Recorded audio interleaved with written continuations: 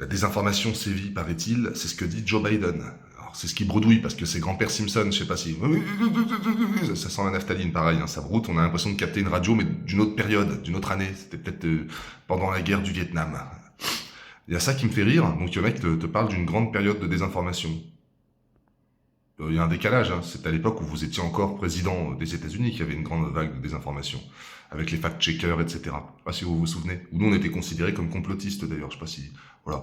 Et là, donc, il y a ça, et puis nous, notre chef de clan, je sais pas, qui nous dit d'ailleurs, bon là, il va falloir avoir une Europe forte, et il est parti pleurer dans les jupons de Scholz. Ça me fait rire, ça.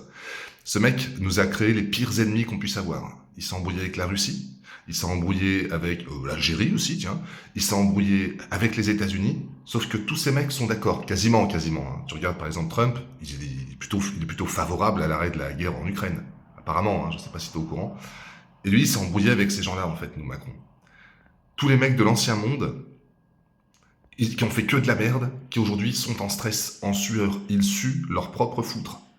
C'est un truc de dingue. Donc moi, si tu veux, j'essaie de pas mourir trop tôt, parce que j'aimerais bien voir la fin de tout ça. Je sais pas si toi c'est pareil. Rejoins-moi sur X. Ah oui, tiens, dernier point. Rejoins-moi sur X, parce qu'apparemment, il serait de bon ton de quitter X. Donc du coup, moi, je vous invite à rejoindre X. Bonne journée.